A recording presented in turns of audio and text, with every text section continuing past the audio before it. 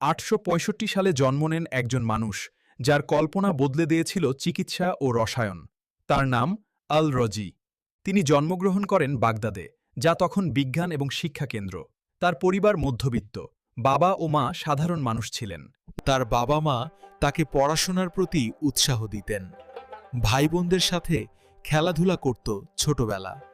ছোটবেলা থেকেই তার আগ্রহ চিকিৎসা ও রসায়নে। প্রাকৃতিক পদার্থের রহস্য তাকে মুগ্ধ করত। প্রাথমিক শিক্ষা বাগদাদের স্কুলে।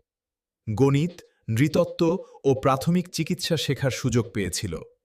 পরবর্তী পর্যায়ে তিনি অধ্যয়ন করলেন মেডিসিন ও রসায়নে।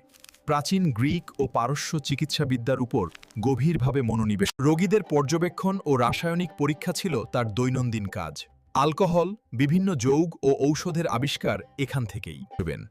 তিনি আলাদা করলেন স্মল পক্স এবং মিজলস।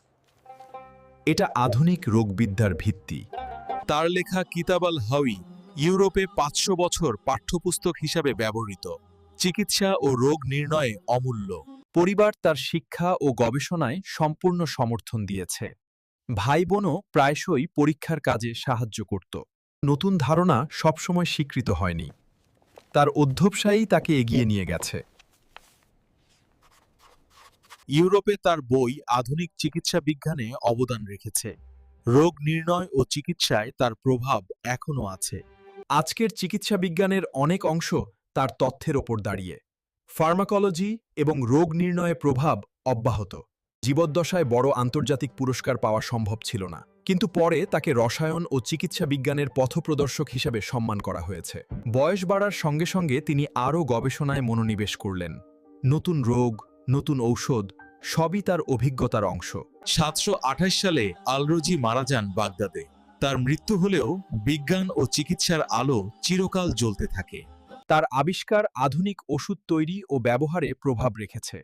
ডোজ, প্রস্তুতি ও রোগ নির্ণয় এখনও তার প্রমাণ। জন্ম, গবেষণা, সংগ্রাম এবং সাফল্য সবই তার জীবনের অংশ।